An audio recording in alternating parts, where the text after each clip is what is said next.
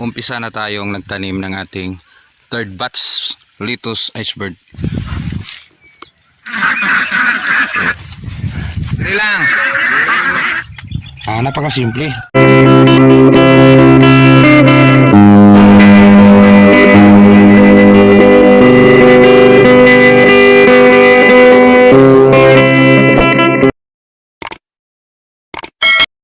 Sakto morning, mga kasakto.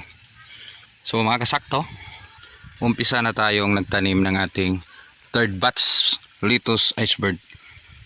So ngayon, kasulukuyan tayong nag-shower ng ating tinanim kahapon.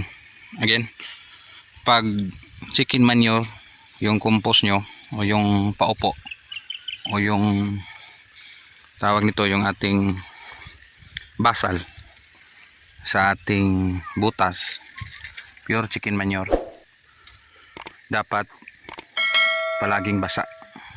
Sabi ng iba, mamamatay daw yung lettuce kahit anong tanim, basta i-direct sa ugat. Mamamatay talaga pag steady yung init at palaging tuyo yung tinanim mo, kasi yung transition ng ugat niyan is napaka sensitive. During transition ng ugat, napaka-sensitive yan.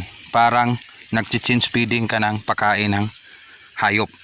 Kahit anong hayop, talagang sa gulay, ganun din yun.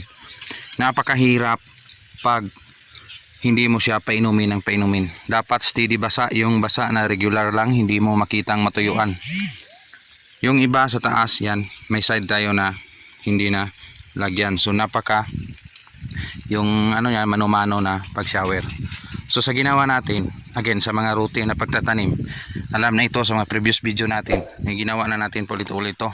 Again, 1.5 meter, 4 na puno. Kung 1 meter and 1.2 lang, so ganito yung standard natin, 3 yung butas, every plot. So natural, yung bigay is 3 puno lang. So yan o, 1, 2, 3. Again, gamit yung improvised rake at saka yung hoe o sarol. Binutasan natin. Yan, God's blessing, maganda. Sumabay yung panahon. Yung maganda yung si Haring Ulan is, so ito continue pa rin. Yan, sulkuyan tayong may na hukay na mga root crops o mga laman ng kamuti, sweet potato. So dito hindi pa ito nabutasan, and dito nabutasan na, ready for transplant. Dito hindi pa nabutasan, continue lang itong gawa natin till matapos. So mamayang hapon umpisa magtanim, sabay na yung mga lettuce girl dito. So sila yung magtatanim, so sila yung magtitira nito.